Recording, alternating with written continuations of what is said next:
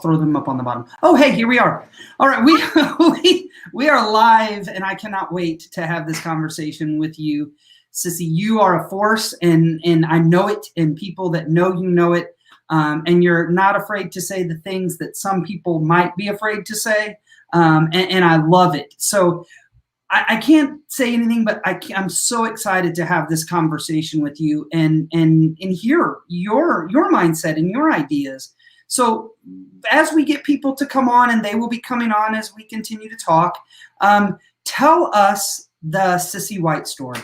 All right. Well, first off, thank you so much for having me. And the Cissy White story is, in 2014, I basically invited myself to the Trauma-Informed Network, the Trauma-Informed movement, because I loved and read about and was experiencing trauma symptoms and post-traumatic stress, but I wasn't hearing enough from people who lived through it about like the 24/7 stuff, the stuff that happens outside of a clinical hour, the stuff that happens outside of theory. I was hearing so much about the trauma-informed lens, but the trauma-informed lens was all about like how we, and this is how I heard it, how we, as not people with trauma, look at people who have experienced trauma. Like that was the lens. My view was, what about those of us who are experiencing trauma and how we look at the whole world?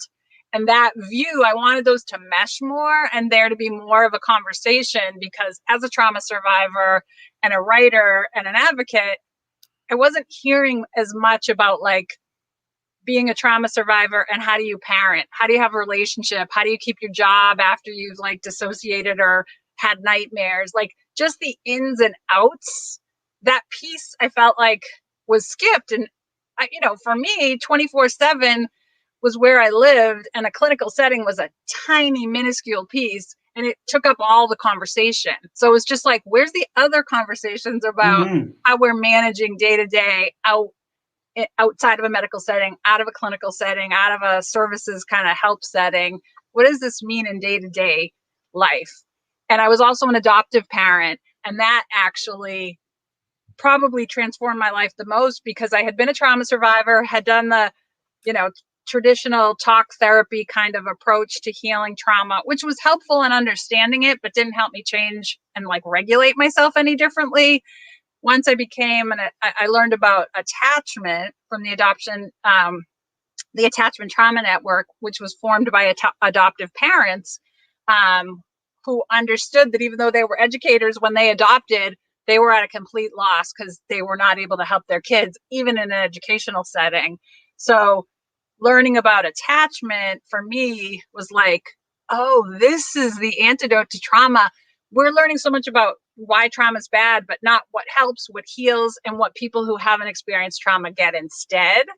And that was the stuff that I wanted to bring to the conversation, because I was basically just craving hearing that from other people. Like, where are the people who are living this and talking about it, like around the cooler, at the play group, not in a clinical, not just in a clinical way. Or even worse, not talking about it at all, right? Like not having a conversation. And I think that a perspective is so important. And I served as a foster parent for 2 years. And, I talked a lot about it, and I have had experiences in my past that I've shared on this podcast. With my dad, who had severe PTSD. I didn't know what it was when I was a kid, and I didn't even know it as an adult until I learned about all of this. And then all of it started making sense, but it didn't really hit me until I was a foster parent role of going, okay, now I see this day to day and the struggle. And I would think, why am I doing this when I know this isn't what I should be doing? Because I was in a dysregulated state, right? And so it's true. And people, it's a concept that we have to dig deeper in, and we have to talk to each other and people and others who have gone through it. So when we talk about going through trauma, there's this big R word that I know that maybe doesn't resonate with you so much, and it's resilience, right? So talk to us why you rage against resilience, because I think people are going to connect to that big time. I mean, I just feel like it's insulting to survivors, because especially as parents, like we shouldn't ask children to be resilient. We should make kids be safe so they don't have to be resilient. People who are well-resourced are not more resilient than people who have more challenges. They just have more resources. And when we talk about resilience as the antidote to trauma survivors, we're kind of comparing trauma survivors who are like doing well versus trauma survivors who are struggling, as though resilience is the thing that makes the difference. What makes the difference is not having experienced trauma or having support and abilities to recover and ways to heal. And the focus on resilience, it's not that resilience in and of itself is bad, but it skews it as though if you have enough resilience, trauma won't leave a mark. If you have enough resilience, trauma won't be as painful, or people will just present better as though, like, I could pass as somebody who wasn't a trauma survivor if you weren't in my personal life. You know, if you met me at work, nobody would necessarily know. But in terms of being intimate and family, it's falling in love, parenting, I was a disaster. I was a disaster for a really long time. It was really hard. And I didn't know why or where and how it was safe to talk about that, because healing takes a really long time. And to move from all this theory to real life, like, how do I parent differently? Like, I knew I wanted to parent differently when I was 20, but that didn't mean I knew how. It was like, there's unlearning, there's learning, unlearning, and then learning, and then practice. So I think resilience, it just skews our focus. That's the reason that I resent it so much. It puts the burden on the survivor, it kind of blames the survivor for not being resilient enough. Whereas I just think that shouldn't be the focus. And like you, like me, my father was homeless. He had post-traumatic stress. Probably most people in my family had post-traumatic stress, but we didn't call it that because everybody had it. It was totally, completely normal to us. So for me, when I learned about the ACEs study, I was shocked that not everybody had a high ACE score. I wasn't shocked like, oh, 2 out of 3 people have ACEs. I was like, 1 in 3 people have no ACEs? I mean, I was right. That was the headline to me. I was like, are you kidding? No wonder life feels harder to me sometimes. Like, that was my takeaway. So again, like, who frames things and how we frame things really depends on our past and our experiences. And that's true if our experiences are good or bad. Sure. You know, so I think the beauty of this movement is we're opening up the conversation, we're including more people, and then we're also like getting down to nuts and bolts about, okay, how does change happen? Not just we need change or we need a shift. How do we practice it? How do we live it? Like, it is really long and hard and complicated. It's possible and it's super hopeful, but it doesn't start that way for most people. Most of us, it starts from pain, on our knees pain. And you know, Alex Chevron, who has recently written a book that is about to come out. It's about the title just left me, but it is Equity-Centered Trauma-Informed Education, right? And she said, and she's been on this podcast, and she said, it's messy. Like, this is messy work. And I think that people don't talk about the messiness enough. And being a principal in a school that's trying to use these attachments as the antidote concept that you even said yourself, it is messy. And I think people want to put a big bow on it and act like there's unicorns and rainbows and, you know, this savior complex that we're coming to save all the hurt children. And that is not it. It is messy and it is challenging. Yes. And and it's messy and challenging for all of us, because everyone, whether or not, like, we all have privilege and we all have pain. And like, how much of each of those we have is not all the same, but we all have some of both. And it shows up in this work. And we're often not always talking about those graded differences and what that looks like and what that means and how that can affect some people differently. Like, I remember I learned that the educational system is the #1 referrer to Child Protective Services if you're Black. If you're Latinx, it's the legal system is the #1 referrer. If you're white, it's anonymous. Nobody wants to report white people and use their name. Mm. Like that is so how we experience the legal system and the educational system, if we're a parent in crisis, is very different if you are afraid of if you feel like it's safe for you to share your pain or not. And not everyone's pain gets treated the same. Poverty and neglect are treated, like sometimes poverty is called neglect when it's just poverty. And sometimes there's neglect and there's no poverty, but we're not really nuanced about those things. And we don't understand why all parents don't have like a embrace the school system.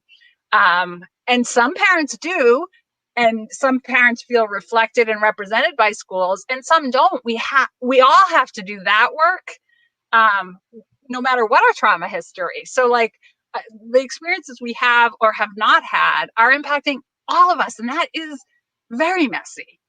And you have such a valid concept of, what schools have become, right? And there's this balance between like mandated reporting that like, and I'm going to be honest, it freaks educators out because it's like, if I don't say something, then I'm going to be held. I mean, there's this weird pressure. And here's what I always say. We have conversations with parents on the front end. Like we have like, hey, what can we do? Is there anything we can do to help? We have relationships to have those conversations because schools aren't safe places. I mean, we know that. Yep. And a lot of times they're not safe places for adults. And even more sadly, they're not safe places for kids, right? Because we know that trauma can happen within a school. We know that, right? Yep. We know what you just said about reporting is just one, but restraint and seclusion and all of the other things and suspensions and all of that can be traumatic. And I think it's why this work is so important. It's time to disrupt those systems, and the disruptors unite here, because that's exactly what we want. And when you talk about trauma, you advocate on a lot of levels. And I want to validate, you've experienced a lot and you're experiencing a lot. And I think that your perspective is one that needs to be heard. And part of your advocacy is cancer, the impact of cancer on people. And there's a reason why. So talk about that with us, because I think that's going to connect to a lot of our listeners. Yeah, I was diagnosed with advanced ovarian cancer almost 2 years ago, and it's recurrent, so it means I will have it until I die. So I will be doing chemotherapy as long as my body can endure it.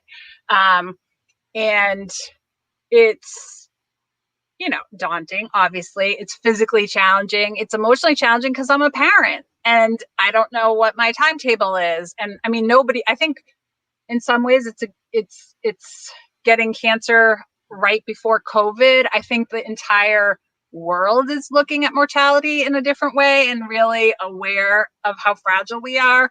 But I do a lot of advocacy and awareness about ovarian cancer and also its connection to adverse childhood experiences, because even if I've done decades of healing, but it doesn't mean I'm immune from the physical impacts of early trauma. I have a really high ACE score. I have a really reactive nervous system, and I've done a lot of work, and I am so grateful that I have had as much healing as I've had, because I can pull out all those tools now: guided imagery, expressive writing, sound healing, walking with my friends. All the things that helped me recover from post-traumatic stress are useful now, but my sense of urgency is way higher, and understanding that even if some people are impacted physically, some people are by trauma, some people are impacted emotionally, some people are impacted financially, socially. Like, there's so many ways that it hits, and that's through the lifespan. And so it's really important stuff that we have to deal with and address, and it has an impact even if we've done, therapy. It doesn't mean that we're not still dealing with the long-term impacts of early adversity. And I'm not saying all cancer is from adversity. There's plenty of people who do never get cancer, and there's plenty of people who get cancer who have not had early adversity, but the risks are double.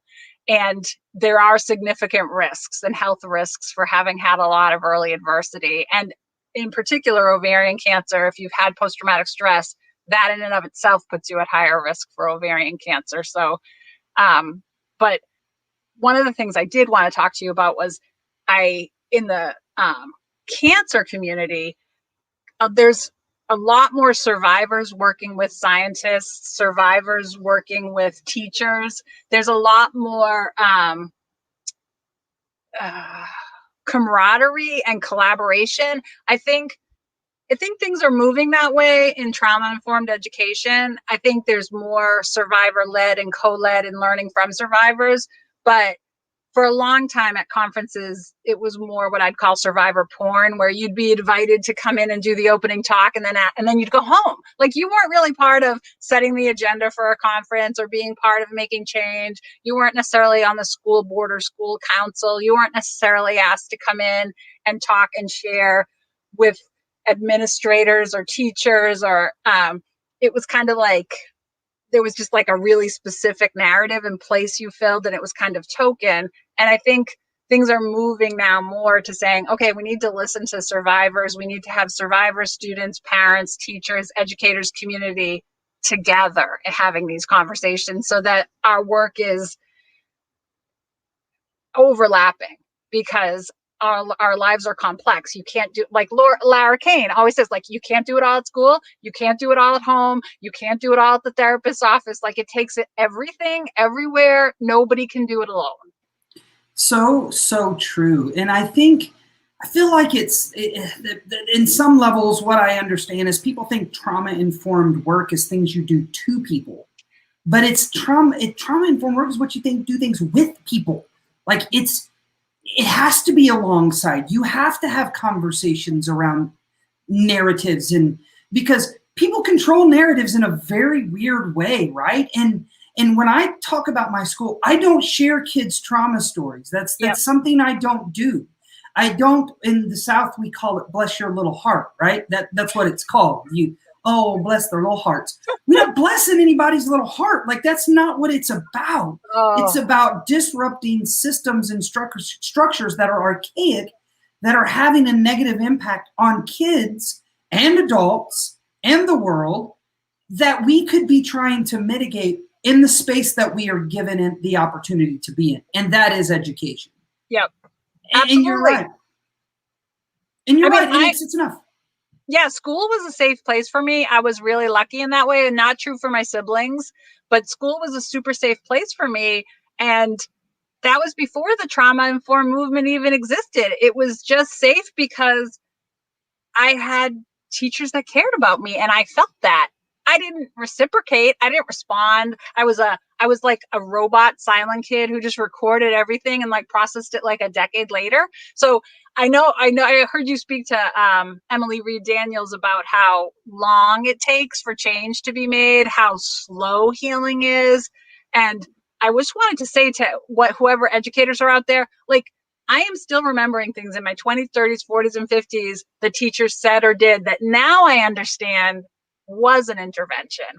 I didn't understand it as a kid. I was actually, I really shut down. It felt intrusive when teachers were too nice or even tried to like bond or single me out in some ways. Now looking back, I'm like, oh my gosh, they were trying to reach me. They gave me little chores, or they did little special projects, or they would ask me how things were at home. They gave me openings. Now I knew I felt safe in school. I did not know how to access those openings, but I did feel the care. And I did know I liked school. But I didn't know how to respond to those, because I didn't do feelings talk. I didn't know how to access it, but it still reached me. I still appreciated it, and I still appreciate it now. And that's, I'm like, you're over here preaching, and I'm just like waving my hand, because at the end of the day, that's it. This work, and unfortunately, educators, we are programmed in educator teacher school that intervention, outcome, whether it's academic or whether it's, and I'm going to use the B word that I may have to like throw up on this side, behavior, right? Oh yeah. It's like when I say we have to show up every day, and that doesn't mean that educators aren't having trauma and educators aren't experiencing things outside of school. We have to show up for each other as much as we show up for the kids, as much as we show up for the families. This is truly a community-based process, and and thinking, listen, the little pieces, I always say planting seeds, you may not see the tree grow because it takes a long time. But if we in our heart of hearts know we're doing what's best for the kid right now, and whether that, and that doesn't mean what we've been told to do, because what we've been told to do isn't what's best for the kid.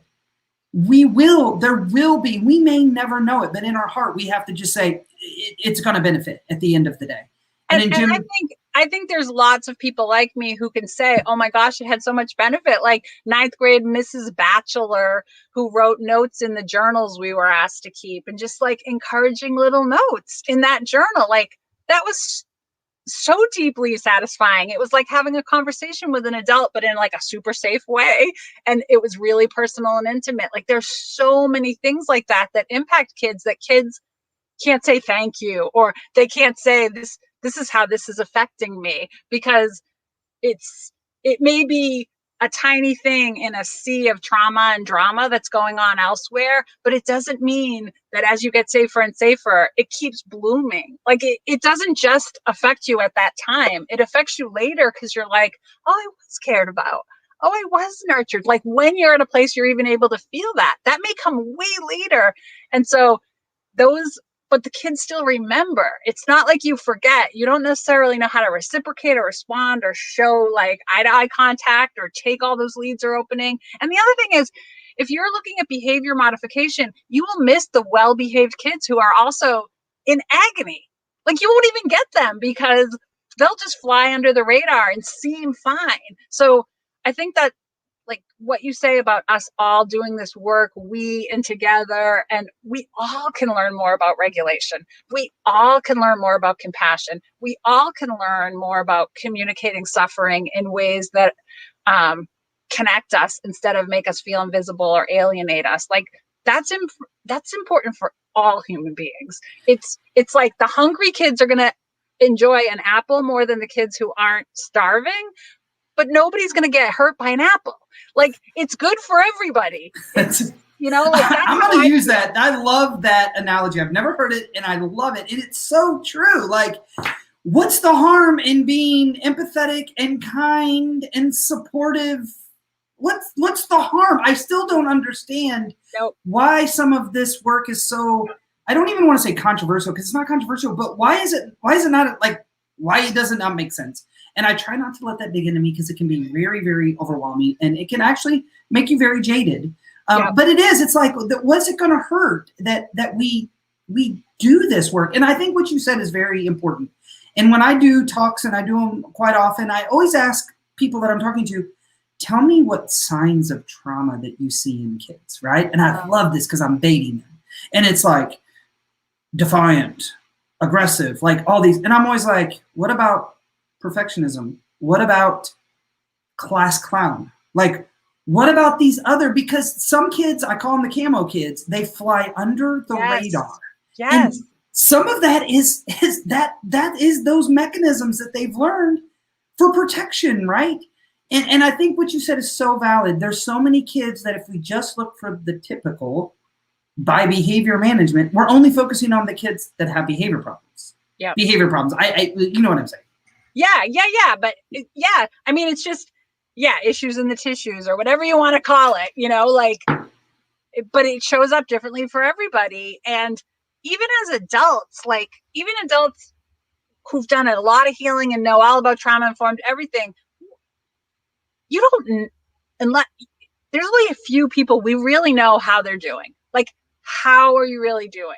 Like that does need connection. That needs intimacy. Like it's not, even adults are often totally focused on behavior. Like it is a disruption because we are taught to present a certain way, and and pain's usually not part of the way that we include it. Like we don't know what to do when people are emotionally hurting. And I think that is one of the other things I want to say to you is, although cancer is terrifying and scary and life-threatening, post-traumatic stress disorder is too. And when you have post-traumatic stress disorder, communities usually recoil. I mean, people do not know how to respond. It terrifies people. It freaks people out. Even people who love you so much, it can freak people out.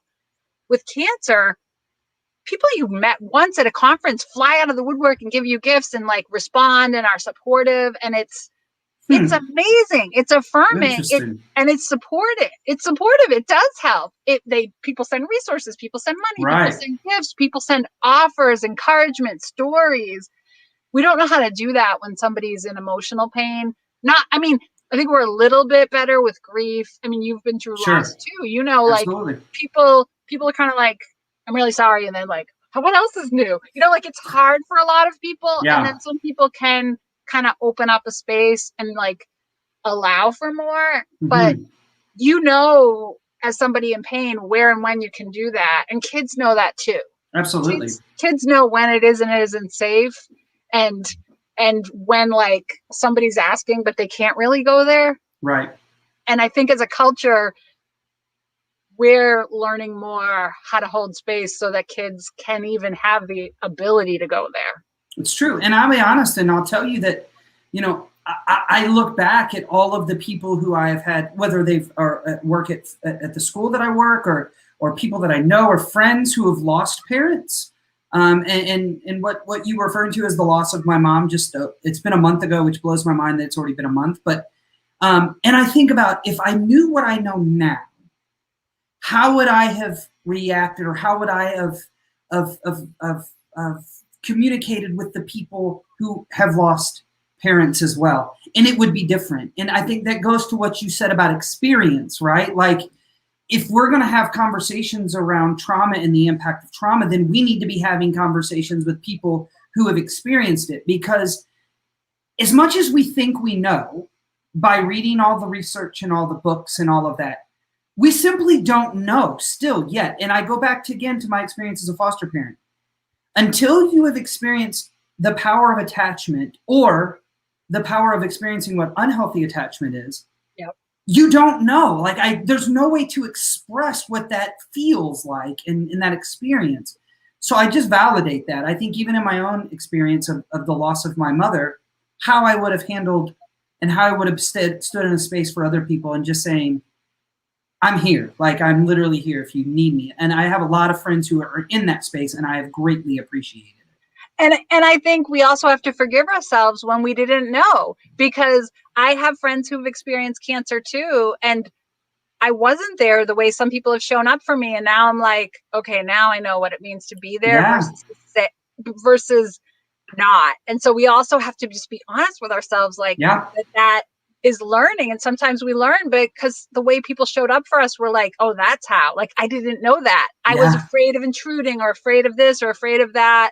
And then someone showed us how to show up and we can't unknow that. And that's the beautiful thing, that we all can keep learning from our own experiences as well as from other people's experiences. So like these conversations are so important because we don't all just know. We're not all born knowing. And if we've had a lot of trauma, we have a lot of blocks to our intuition. We have a lot of blocks to knowing. Like we have a lot of fears in places where other people might just have space. We have a lot of danger and see threats where other people don't see that. So if we're not talking about that. Like I talked to Jim Sporleiter and he talks about how he says, I love you to students. And I was like, I just got to tell you, that would have freaked me the F out when I was a student. Like, I totally would have freaked me out. Like it would have terrified me. It would have shut me down. And maybe over time, if I had him as a teacher over month after month after month, maybe by the end of 5 years, it would have freaked me out less. And then by 10 years, I might have even like set it back, but it would have been a really long time. Like it's going to hit people different ways depending on what your own experiences are, what people do at your own house, if that feels like a threat or that feels like warmth. Like that completely depends on where you're coming from. So I do think we need to learn from each other and just acknowledge like what is threatening and triggering and what is nurturing and healing is not a one size fits all.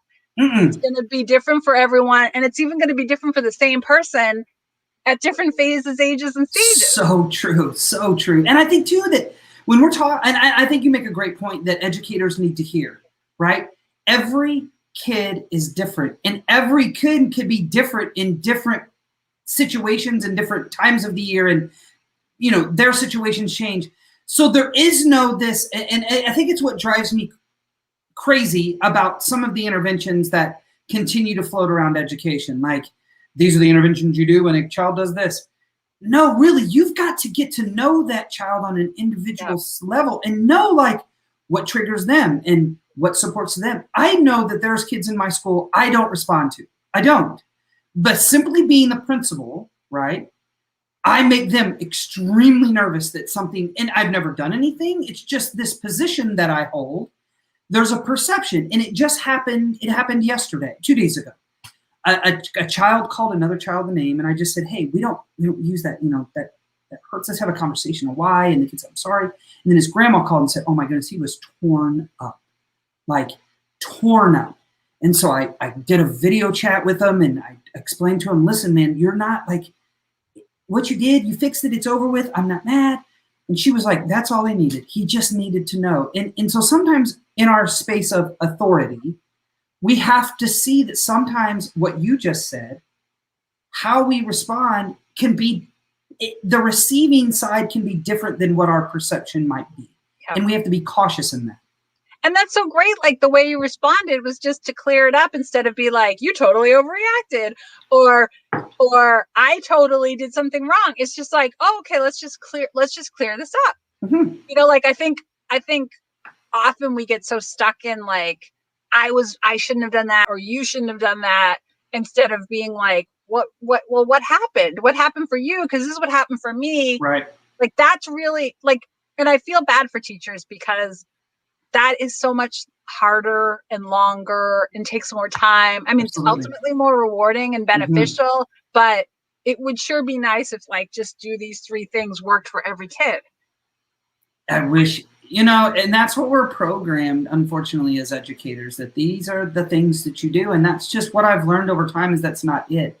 Every individual kid needs different things, and honestly, at different times. It's just navigating and being able to adjust, and knowing that there isn't an answer. There's not a quick fix. It's just holding space or apologizing, honestly, from an adult's perspective. I've been triggered kids and had to say, I am so sorry. I got to the point where I wasn't being safe, and I did, I messed up, or I made a mistake, or I responded incorrectly. I've done that many a times. And I think that, and you can see the shock in the kid's eyes, like, an adult is saying they messed up. And I think there's so much power in some of those layers of supporting kids and learning, just like we all are learning. And there's so much relief in that. And I think that's what teachers and parents have in common, because we as parents do that all the time too. And we're often so steeped in shame that we have a hard time saying, I messed up, because we feel so bad about it. And learning how to do that takes a whole lot of time, relieves a whole lot of pressure, and is so healing. And that actually, one thing is I did want to say is I always appreciate the parents who have been in the attachment movement and who have worked, because I remember when I was an adoptive parent and I became when I became an adoptive parent, and I met a lot of other adoptive parents. And I have to say, like, because I had a lot of trauma myself, I had a lot of misconceptions about parenting and a lot of ignorance. I had this misconception, like, oh, if I'm adopting a kid who's a year old, like they've only had 1 year of trauma. I mean, truly, this was right, my thinking. Right. But I think that's normal thinking in a lot of spaces. Let's be honest. Yeah, it's only a year. They don't even remember it. Everything will be fine. We'll just pretend that never happened. And what I learned from a lot of other adoptive parents was how much it could matter, how long it could take, how powerful and intense and wonderful healing could be. But the other thing I learned was adoptive parents were shameless advocates, and in part because they weren't responsible for the trauma their kids had. As parents who have experienced trauma and are trauma survivors, and may also be responsible for our own kids' ACEs and have addiction or depression or mental illness or have been, it's harder for us to advocate because we have to own that pain that we've caused or felt or the crisis we've been in. So for me, part of the reason I got involved in this movement was because I was like, what if adoptive parents are the leaders and trauma survivors, including those of us who've made mistakes, could still advocate as shamelessly on behalf of ourselves and our kids as people who haven't been responsible for the trauma? Because adoptive parents a lot would educate doctors on, would educate teachers, would be like, my kid needs this, you need to change, like that. It was a fierce, loving advocacy that a lot of trauma survivors don't have on our own behalves. Can't even imagine having for our kids because we have so much shame. And that really changed me because I was like, they can ask for all that because they're not hiding. They're not hiding in shame. They don't feel, they just want the best for their kids and are very clear, like, this is what we want. Yeah, my kid needs this because they've experienced that. And that's it. Like, no apologies. No, that changed me so much to be like, we can advocate for ourselves as trauma survivors. We don't need therapists or clinicians or other people speaking for us. We can speak for ourselves. We can talk about what we need, what's most challenging, what trips us up, what's hard, why it takes so long, and advocate for better, more, different. But that took so long. And I don't know if I would have got there if I hadn't met adoptive parents. And I was like, you can do that? Like, you can ask for that? You can make allowances, create more time, expand deadlines. Like, it really blew my mind. It really changed me because I was like, you can interact with systems. You can ask systems to change for your child. Like, that was radical to me. But isn't it though? It's almost like the system is designed not to let parents know that on some levels. Like, there's this weirdness, and to say fierce when I was a foster parent is an understatement. Like,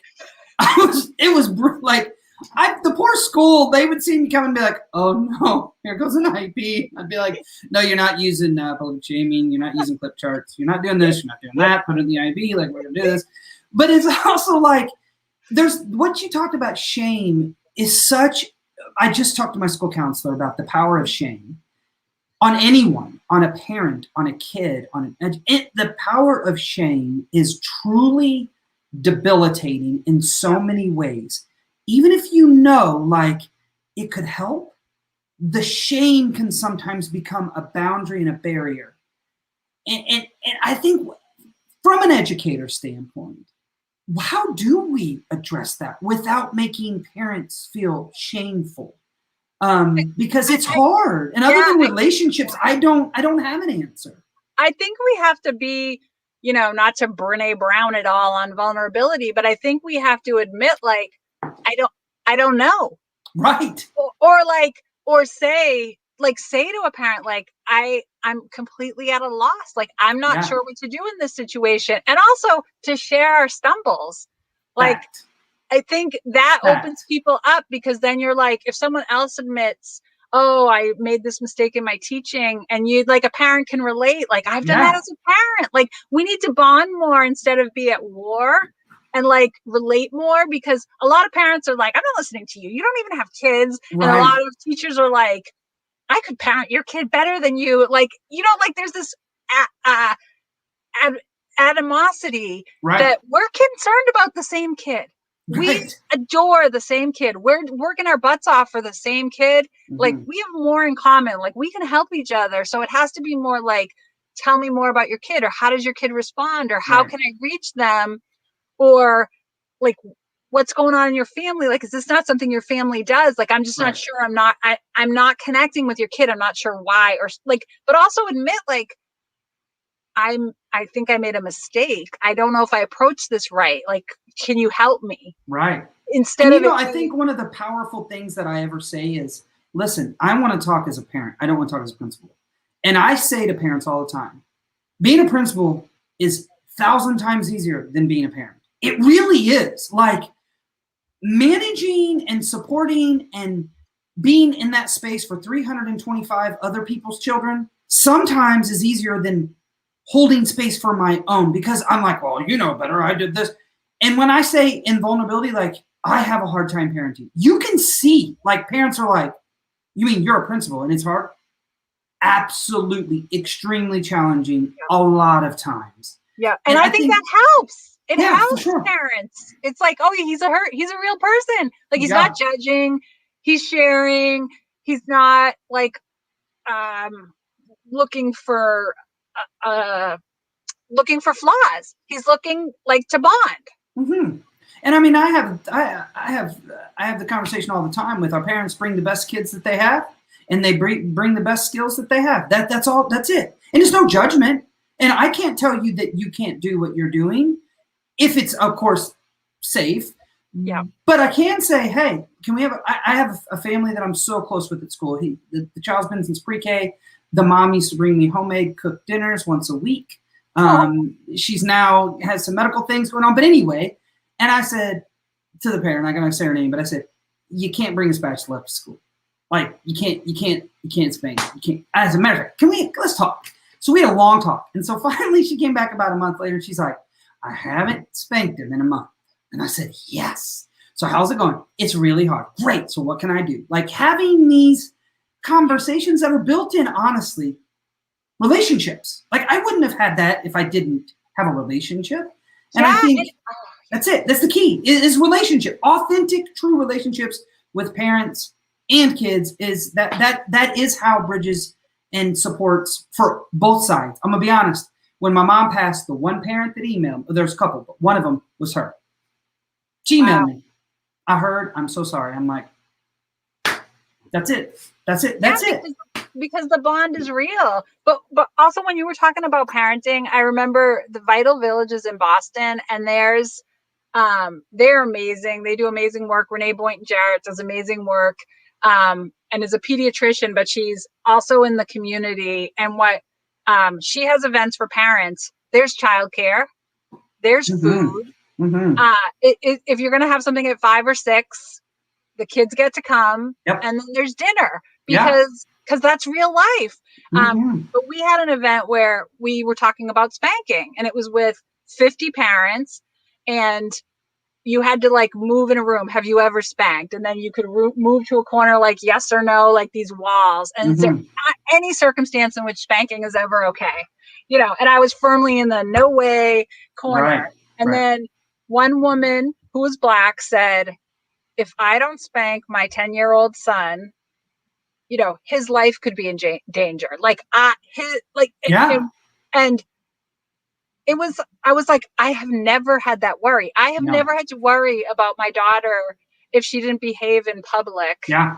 And that I'm making a decision about survival. Yeah. That, okay, I'm trying to teach her something at home so she's safe out in the world. Like, so it opened my mind. Absolutely. As far as I just had a very yes, no, all situations. And then I realized, like, I'm not dealing with the same things. Nope. And I'm still not for spanking, but it made me realize there's different perspectives. We don't have the same context. No. We're not living in the same situation. We're not living in the same, like, that conversation changed me forever, because I was like, okay, it's not about, like, context matters. 100%. Always. So we have to keep having these conversations about, like, why are we doing what we're doing, instead of just being like, don't do that. You can't do that. You got to have, and that's where the relationship, I think, is key.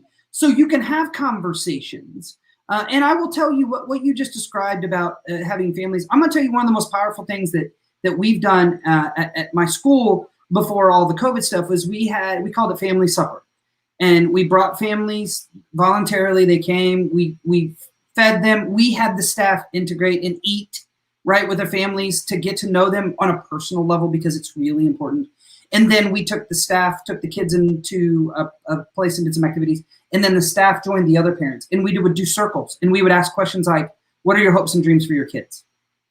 And simply that, there was a connection in that room. There was a connection in the staff and the parents, because what we all learned is we all are wanting the same thing. Like what perception, and I'm just going to be honest and tell you from a white, mostly female, mostly young perspective, was that some parents didn't care. They didn't, they didn't value education. But it just took that time to go, oh my goodness, that was a perspective that I didn't, my lens was skewed based off of what I thought. And sometimes we don't have those conversations with parents. Matter of fact, I just had a conversation with my social and emotional development team of, we've got to start bringing parents in. We're starting we're actually bringing a yoga certified teacher into the school. We're going to start teaching regulation and teaching, like not, anyway, on a very safe level. But I'm like, we got to bring parents in. Like we've got to have, why are we doing this? Let's do it together. Let's talk about it. Not therapy, because we're not doing therapy. Yep. But just talk about, why are we doing this? Why are these skills that we're teaching? Because we're all in this together again, just like we said.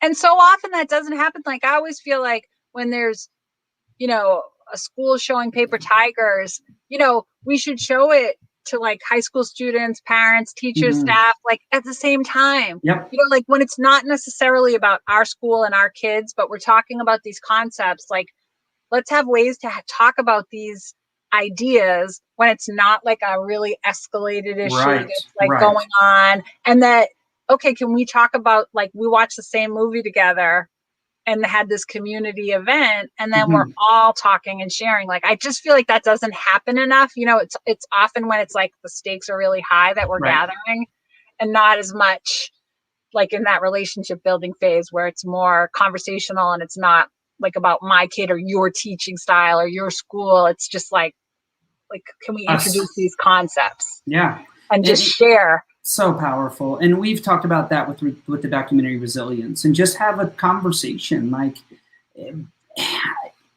so much needs to happen. And I think the thing is sometimes too, we have to just get back to basics of relationships in schools, right? Like I always say, this work is messy, this work is hard, but you got to start. Like, it's a start. And so where would you say, as a survivor and someone who's parented and someone who's worked, where do you tell educators to start? That's a really good question. As you were talking, I was thinking about, so I'm in a lot of writing groups personally, and I used to teach writing groups. And one of the things that I love is like safe prompts. Like in a writing group, everyone gets a prompt, and everybody gets to respond. There's no like, so the prompt might be something like, dinner at my house was ... And everyone writes for 5 minutes and shares. Nobody says anything after people share. Reading is optional, sharing is optional, but you just hear about different people's experiences. I think where to start is just making safe places for people to share that don't require a response of an action, like just listening. Like, where are places where people feel like they can feel safe to share their experience, and everybody's invited, everybody's welcome, everyone gets to participate, everybody gets to opt in or opt out. Yeah. Like, I think those kind of circle settings, those safe things, stuff on the playground where it's like making sure people are included, because people aren't going to access resources if there isn't that connection and that relationship. Like, you could put all that there, but people don't know how to use it. No. It's really even hard to absorb it when you're a trauma survivor. It takes a really, really long time. So I just think like making safe ways that don't single out kids. Yes. To make more safety, more connection, more opening, but also realize that there's some kids that will jump on it on day one, and some kids who might not share anything except maybe once in private is like, I'll let you read it. Yeah. Like that is okay. Like that it's how much someone wants to share or not, letting the kid have some decision about that. Right. So having at least one place, like, I know you can't do that with all assignments, but like one place where it's allowed to opt in or opt out, and like let kids go at their own pace, and invite all kids, whether they have trauma history or not, to do the same exercises and making space. I feel like that helps, because singling singling kids out or forcing, even when it means well, can just shut down a lot of kids. It can push kids further back. So I guess I would say starting with patience and invitations. Yeah, smart. I mean, it's the power of like morning gatherings or morning meetings where kids opt in and out and they share, and it starts, and you can build you can feel the momentum building and the vulnerability and the connection happening over time. It doesn't happen in the first week of school. It doesn't happen in the 5th week of school. It could be the 20th week of school, but that's the whole point of building that community of safety. And people miss that. They miss that on this process of morning meetings. But that's what it's, and matter of fact, I just had this conversation with my staff. That's the whole focus. We've got to build community within our classrooms, within our school, within our parents. We have to build community. That's one of the keys. And I think that's where we have to focus in education of, it's got to be community based. And absolutely. And also, if a kid has a lot of trauma, they don't have a relationship with themselves. They are only defense mechanisms and symptoms. Yep. So all the things that are about regulating allow a child to have a relationship with themselves. So introducing that concept of like relating to yourself, because if you haven't, you can't do self-care if you're a self that wasn't cared for. Yeah, you don't even know what that means. It doesn't make any sense. It's completely abstract. It means nothing. You have to figure out, oh, not everyone has self-hate. Not everyone is in defense mode. Not everybody is like just trying to pass for normal. Like it takes a long time to get connected to your true self. And that is a really slow process. It can happen in school, even if things aren't safe at home. But it's really slow because you still have to be in survival mode. Absolutely. So you can't drop all your defenses, and that's adaptive and healthy. So also understanding that not all kids can do that. Like it's too radical and extreme to then have to go home. You can't just like feel all your feelings and then switch into dissociation. Like that is, that's like trying to go up on a mountain without like gradually elevating. Like it takes time for a reason, and it's unsafe to do it too quickly. So like it's okay if it's really slow, and encouraging, I think, teaching kids like a sense of self and the difference between like sensations versus symptoms is huge. And a lot of adults need that as well, because we're just a lot of times on automatic. We're not necessarily embodied as the lingo goes. So learning how to be embodied and in our skin for a lot of us and relate to ourselves, that stuff the whole class can do. Yeah. And for some, it might be a reminder, but for others, it might be brand new. And that can be life-changing. Absolutely. And let's be honest, a lot of us adults, educators, have a lot of self-work to do. And sometimes it's easy to project the work on the kids. The kids we need to do it. But really what I've learned is a lot of times the work that I did was on me. Like it's on understanding myself. And even yesterday, I told my wife, I said, I'm going to take my son to practice, but I'm not, like I was going to go to the store. I said, I can't. Like the grief that I have is coming out, and I know myself. I know, and it's coming out in ways that I have to be cognizant of. Like I just need to sit in some space for a while. So literally I just sat in the car for an hour and a half. He was playing football, and I literally was just sitting there, just trying to regulate and calm and think and then the skill building, right? And I never, if I wouldn't have been starting this journey, I wouldn't have known anything about that. I just would have been blah, right? Like, ugh.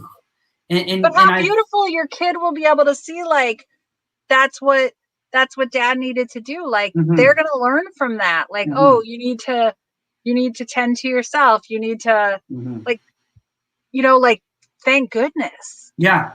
And I mean, I wish I would have known earlier. I mean, don't we all feel that way, right? If I would have learned this in school, well, that's why we're trying to teach it in school, because we're not saving kids. We want to build the capacity of the kids, right? And to utilize whatever tool they need in whatever time they need. So if somebody wants to follow you, I told you that 45 minutes was going to go fast. But if somebody wants to follow you or follow your work, where can they find you on social media or websites or any of that good stuff? Yeah, I'm Heal Right Now is my website, and it's Heal WRITE Right Now, and that's my Twitter handle. And I'm on Twitter a lot, and I write for the Patient Empowerment Network and sometimes the Attachment Trauma Network. And I just stepped away from ACEs Connection, but I'm still on there all the time. And so ACEs Connection is also a place where I share some writing, and I'd love to hear from you. And I really appreciate your meeting with me today and talking. I'm really a fan of your work, and thank you for having me on. You know, I was really excited. I know we had to reschedule, I think, one time, and I was like, oh man. And I've just been really excited to hear from you, because I've read your writing, and I've followed you on social media, and I've seen your journey, and I hope you know how inspiring. I know that isn't something you're like, but how inspiring it is. And it keeps people doing the work, because to hear what you are able to continue to do, even in the midst of adversity, is inspiring. And I know people like, don't talk about inspiring when it comes to trauma, because that's not supposed to be like, but I want to tell you that I have received that motivation to continue because of the things that you continue to do. So for the listeners, I want to say that if you want to follow my work, or me, I shouldn't say my work, it's just me. It's not really work, it's just who I am. But anyway, you can follow me on Twitter or Instagram on Principalist. And if you want to follow this podcast, it's Trauma Informed Educators Network Podcast, or at TIE Network Cast, hashtag there. And then there's a variety of other ways. But I also want to mention that do not forget that we have our Trauma Informed Educators Network Conference, which is the second year, should have been the third year, but we had to cancel last year. On July 19th through the 21st, it is virtual. We have 48 sessions.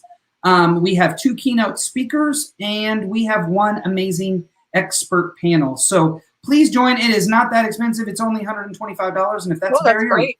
Yeah, no, we don't do this for the money. I'm telling you, I promise. But if that's a barrier, please reach out to me and let me know.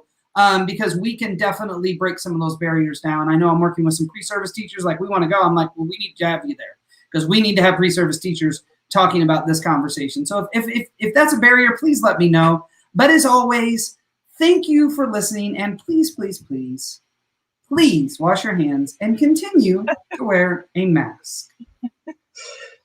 All right, thank you so much, Cissy. I really appreciate it. And I could talk to you for days, honestly. You got me all fired up. Like, I might not go to bed at my normal 8:30 at night time, because you've got me fired up. But thank you for coming on here. I appreciate it. Yeah, thank you. Thank you so much for having me. And you've inspired me as well. I appreciated your post the other day on Mother's Day.